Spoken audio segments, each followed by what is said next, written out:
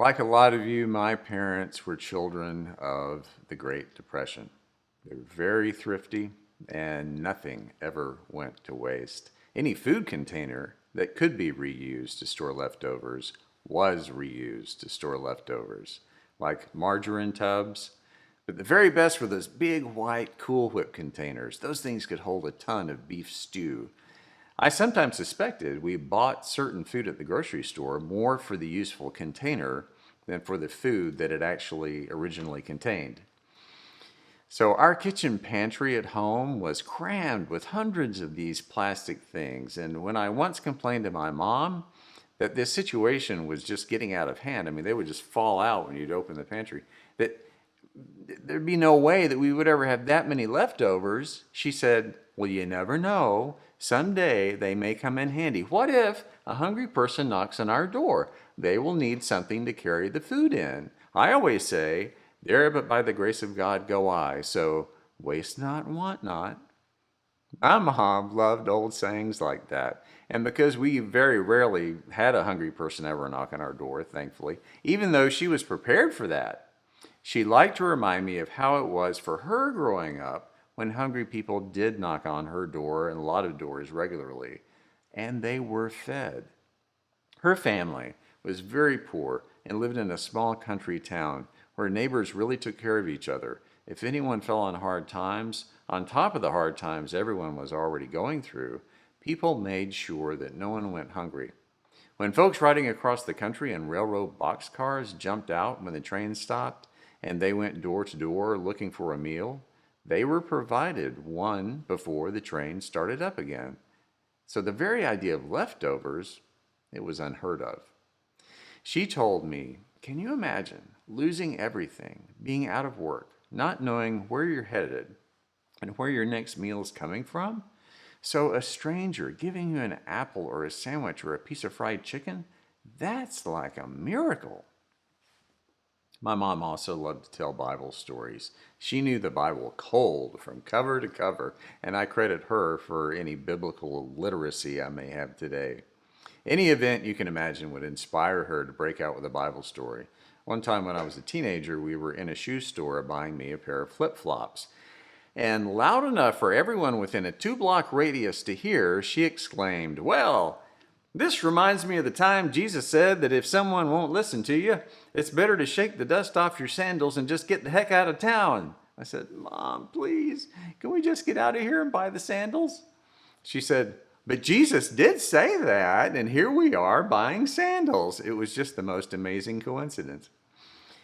One of her favorite stories about Jesus was the first time that he fed 5,000 people, plus women and children, because she wanted women to get the credit, you know.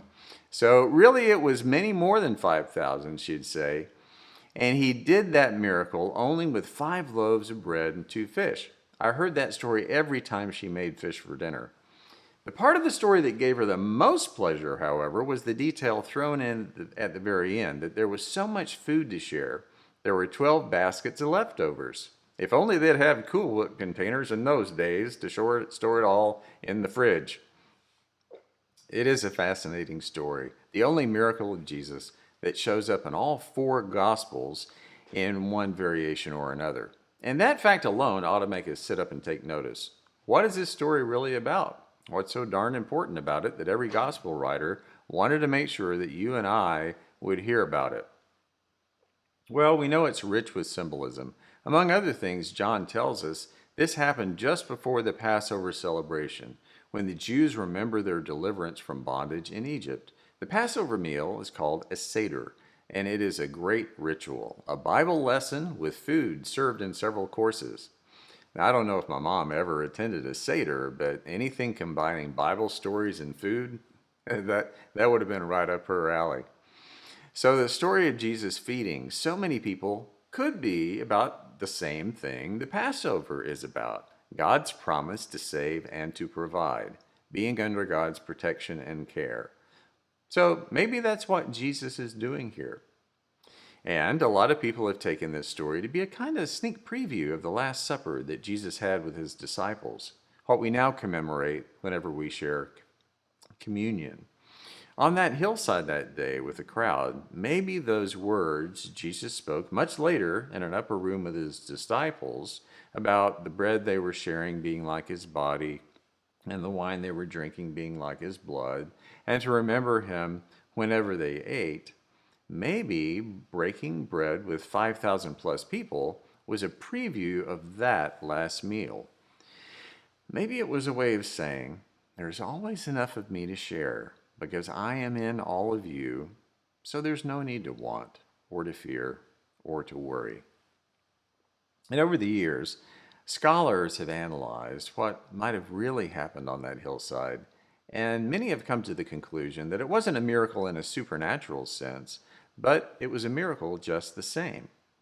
Because the people there, when they saw what Jesus was doing, taking a ridiculously small amount of food and blessing it with the intention to share it, those people then took the food that they had brought with them, the food they'd hidden away in their clothes and in their purses, food they had brought just for themselves with no intention to share it with anyone else. But instead of just keeping it for themselves, they were changed by listening to the words of Jesus and witnessing the actions of Jesus. Their posture of scarcity was replaced by the joy of plenty. So they freely shared the food they had with their neighbors. And not only did no one go hungry, but 12 baskets of leftovers were collected. Now again, it was no less a miracle for people to be transformed from selfishness and self-preservation to unselfishness and generosity. I don't know if my mom ever heard that theory about what happened that day on that hillside, but I think she would have agreed that whenever you believe that there's always plenty to go around, that tends to be true. But when you believe there's not enough to go around, that also tends to be the case. It's a self-fulfilling prophecy. So why not believe in plenty? Why not believe in the message of Jesus, which every time he spoke was all about plenty and never about scarcity? In God's kingdom, he said, in God's vision for how we live with each other, there are no limits on who's accepted. There are no limits on who belongs. There are no limits on who is loved. There's always plenty. So, maybe this story is about that. The power of believing that if we take Jesus seriously, then we also take seriously what he said and did about how we treat one another. We take seriously that giving ourselves away in love for the sake of others is how we discover what it means to truly live. And understanding that and acting like we mean it, that's how we are saved. Saved from ourselves, saved from our fears and prejudice, saved from all the material and temporary things that we fill our lives with in a vain attempt to find some meaning and make sense of the world. Jesus was pretty clear. It's in giving that we receive. It's in sharing that we find joy. It's in loving with no qualifications that we find true freedom. And as the story goes, in having that kind of generosity of heart and mind and spirit, not only is everyone fed, not only is everyone invited to the party, there are even leftovers, more than enough to go around. So break out those Cool Whip containers. Now, Cool Whip wasn't invented yet in those days, of course, so the story tells us that the leftovers were so great, they filled up 12 baskets. And any Bible geek like me can tell you that number is no accident. 12 is one of those magic numbers mentioned at least 187 times in the Bible. There were 12 tribes of Israel, there were 12 disciples, and there were 12 baskets. 12 represents completeness, perfection, and wholeness. So in this story, 12 baskets of leftover food seems to mean that, well, nothing more can be said about it. The story is complete. It means that this episode demonstrates all of the above ideas about it, that yes, this is a story about the Passover, about being rescued and being under God's protection and care. And yes, it is a story about communion, about being in communion with God and with each other. And yes, it is a story about the miracle that happens when our hearts and minds are changed from the posture of believing that there's never enough to go around to believing that there's always plenty to go around. That giving ourselves away in love is how we learn why we exist in the first place. and how we really understand the meaning of salvation. Many years ago, when my mom was still alive, I stood on a hillside overlooking the Sea of Galilee. Now, local tradition has it, it is the place where Jesus actually gave the Sermon on the Mount, or it was where he fed the 5,000, or maybe both. There are a lot of hillsides in Israel to choose from, and at some point long ago, it was decided this one appeared to be the one on which 5,000 people could easily gather on the soft grass of that slope, even more than that, and be able to see and hear what was going on and what would be spoken by someone way near the top. So it was easy to imagine that was indeed the spot where it took place. And just down the road, someone was selling postcards, a photograph of that hillside, a vista looking down toward the Sea of Galilee in the distance. So I bought one of the postcards and thought my mom would get a kick out of it. And on it I wrote, "Dear Mom, I gave a sermon here today and held a picnic for 5,000 friends. Plenty of leftovers. Love, Dave."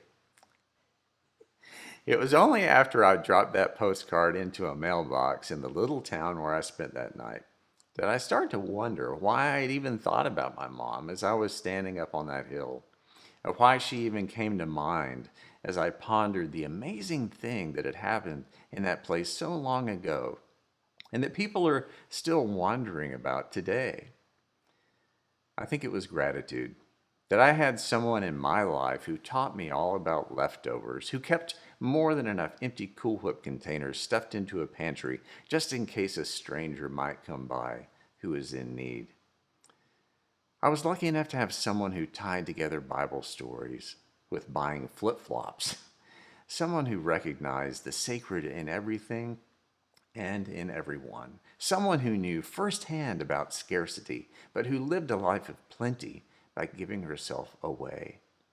Now, don't get me wrong, my mom was just like any of us, just doing her very best every day to do the right thing, but I think she understood that story maybe better than most of us, better than I've often understood it. She knew that sometimes the simplest act of sharing and self-giving, the move we make from scarcity to plenty, is the most profound expression of salvation and communion. And in the life of our neighbors and in our own lives, it's truly a miracle.